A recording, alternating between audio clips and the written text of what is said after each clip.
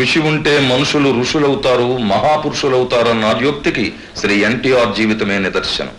శ్రీ రామారావు గారు కృష్ణా జిల్లా నిమ్మకూరు గ్రామంలో 1923 మే 28వ తారీఖున నందమూరి లక్ష్మయ్య చౌదరి వెంకట్రామమ్మల గర్భశుక్తి ముక్తాఫలంగా ఈ గృహంలోనే జన్మించారు. పిన్న వయస్సులోనే వేదం, ఉపనిషత్తులు అభ్యసించారు. గుంటూరు ఏసీ కాలేజీలో బిఏ డిగ్రీ పూర్తి చేశారు. విద్యాభ్యాసం పూర్తయిన పిదప పుణ్యమూర్తి బసవతారకం గారితో వివాహం జరిగింది. సబ్ రిజిస్ట్రారుగా అదే పట్టణంలో ప్రభుత్వోద్యోగిగా పనిచేశారు. ఆ తరువాత చెన్నపట్టణంలో చలనచిత్ర కళామ తల్లి ఆహ్వానాన్ని అందుకుని ఆమె ఆశీస్సులతో ఇంతెంతై వటుడెంతై మరియు తానంతై అన్నట్లు 300కు పైగా చిత్రాల్లో నటించి 6 కోట్ల ఆంధ్ర ప్రజల అభిమాన కథానాయకుడిగా ఏకఛత్రాధిపత్యాన్ని కొనసాగించారు. పురాణ పురుషుల పాత్రలు ధరించి కలియుగ దైవంగా ప్రతి ఇంట ఆరాధించబడ్డారు.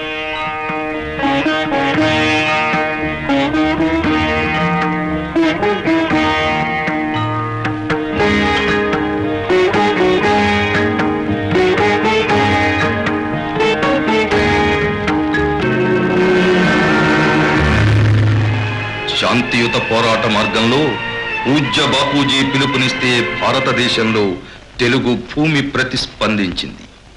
మన్యసీమలో సింహగర్జన చేశాడు విప్లవ వీరుడు అల్లూరి సీతారామరాజు. తెల్లవాడి తుపాకీ గుండెకు గుండెనెదురొడ్డి నిలబడ్డాడు మన టంగుటూరి. విశాలాంధ్ర అవతరణ కోసం ఆత్మత్యాగం చేశాడు అమరజీవి పొట్టి శ్రీరాములు. ఆ కోవలోనే ఆంధ్ర రాష్ట్రం ఆత్మగౌరవాన్ని అమ్ముకుంటున్న సందర్భంలో తెలుగు జాతి ఆత్మాభిమానాన్ని నిలబెట్టడానికి, తెలుగు సంస్కృతిని పెంపొందించడానికి, తెలుగు జాతిని ఉద్ధరించడానికి ఉద్భవించారు మన అన్నశ్రీ నందమూరి తారక రామారావు. 35 సంవత్సరాలు తనను అభిమానించి తాను ఇంతటి వాడవడానికి కారకులైన తెలుగు ప్రజలు అరాచకత్వంలో అల్లాడిపోతున్న దృశ్యం ఆయన్ని కలచివేసింది. ఈ దుర్భర పరిస్థితికి కారకులు కుహనా రాజకీయ నాయకులేనని గ్రహించి తన శేష జీవితాన్ని తెలుగు ప్రజలకు అంకితం చేయదలచి ఒక నూతన పార్టీ స్థాపన ద్వారానే ఇది సంభవమని నిర్ణయించుకుని 1982 మార్చి 29వ తేదీన తెలుగుదేశం పార్టీని స్థాపించారు నందమూరి తారక రామారావు గారు. తెలుగు జనతకు వందనం, తెలుగు యువతకు అభినందనం, తెలుగు మమతకు అభివాదనం, తెలుగు జాతికి శుభాభినందనం.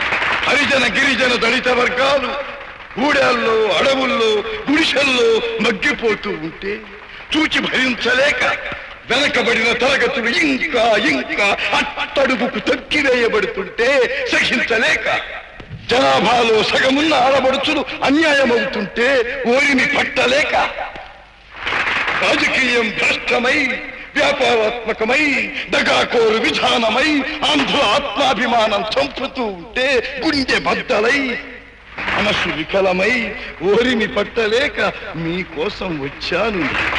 ఈ తెలుగుదేశం శ్రామికుడి చెమటలో నుంచి, కార్మికుడి కలిగిన కండరాల్లో నుంచి, రైతు కూలీల రక్తంలో నుంచి, రైతు కూలీల రక్తంలో నుంచి, నిరుపేదల కన్నీటిలో నుంచి, కష్టజీవుల కంటి మంటల్లో నుంచి, అన్నార్తుల అక్కందరలో నుంచి పుట్టింది ఈ తెలుగుదేశం. తెలుగువాడి పౌరుషం చాటి చెప్పడానికి, తెలుగువారి ఆత్మగౌరవం నిలబెట్టడానికి పుట్టింది ఈ తెలుగుదేశం. ఆశీర్వాదం, మంగళాక్షం. ఆ దృక్పథంతో పార్టీని స్థాపించి ప్రజల్ని ఉత్తేజపరచడానికి, వారిలో నూతన రాజకీయ చైతన్యం కలిగించడానికి జైత్రయాత్రకు బయలుదేరి పాంచజన్యం పూరించాడు. కదిలింది చైతన్య రథం, తెలుగు జాతికి నాడది తిరుగులేని ఆయుధం. కదిలింది చైతన్య రథం, మన కోసం కుబేరుడే కుచేలుడై వచ్చినాడు. సేవలందుకున్నవాడు సేవకుడై తిరిగినాడు.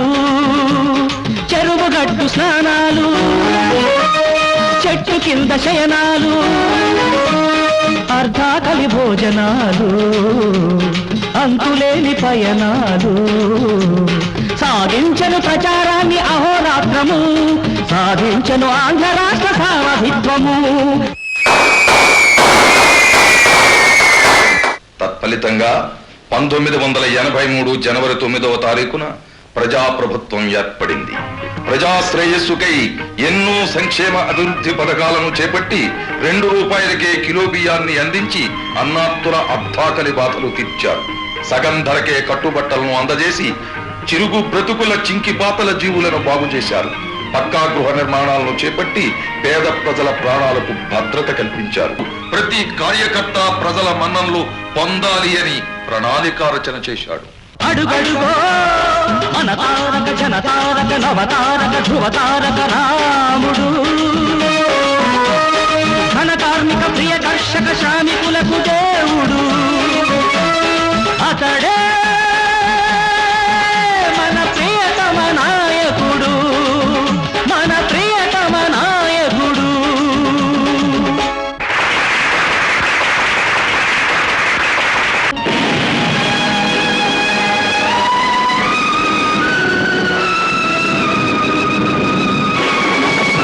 ప్రజాపాలకుల్ని చూసి ప్రజాకంటకులకు కన్ను పుట్టింది. హృదయకోశంలో శస్త్రచికిత్స కోసం అమ్మగారు అమెరికా వెళ్లి తిరిగి వచ్చేసరికి కుట్ర జరిగిపోయింది. ప్రజాప్రభుత్వం కూలిపోయింది. డాక్టర్లు బ్రతికించడానికి అన్న గుండెకొస్తే సహచరులు పడగొట్టడానికి వెన్నుపోటు పొడిచారు.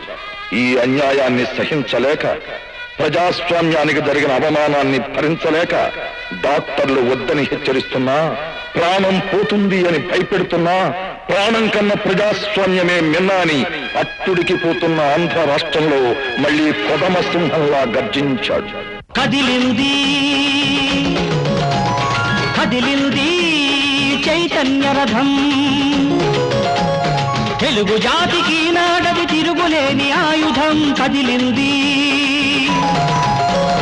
కదిలింది చైతన్య రథం.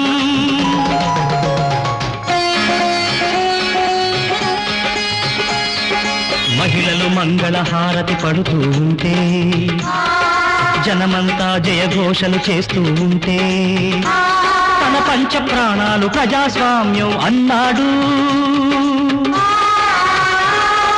ప్రజాసేవలో ప్రాణం తృణప్రాయం అన్నాడు.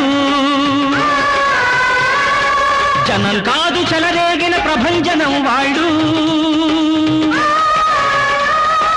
అన్నకు ఆయువు పోసి అమరులైన వాళ్ళు. అమరమైన సంకల్పం ఫలించింది చివరికి, రాముడు పట్టాభిషిక్తుడు అయ్యను తిరిగి. ప్రజా విజయ జయకేతన మెగిరెను గగనానికి.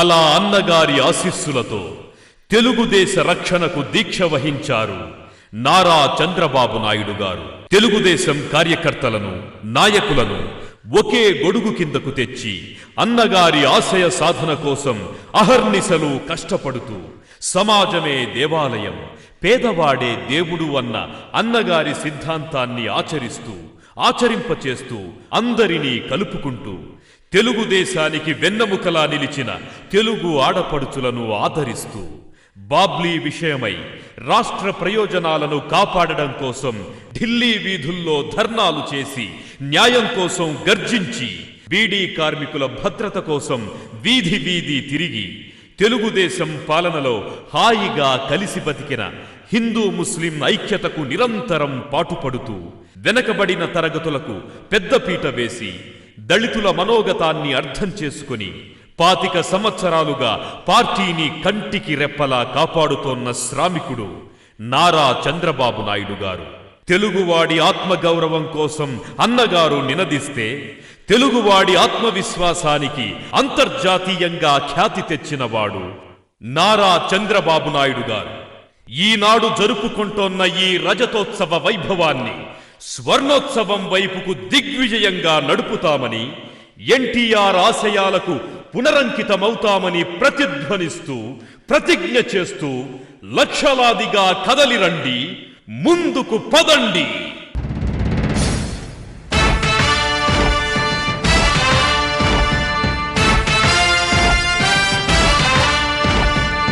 కదలి రండి తెలుగుదేశ కార్యకర్తలారా,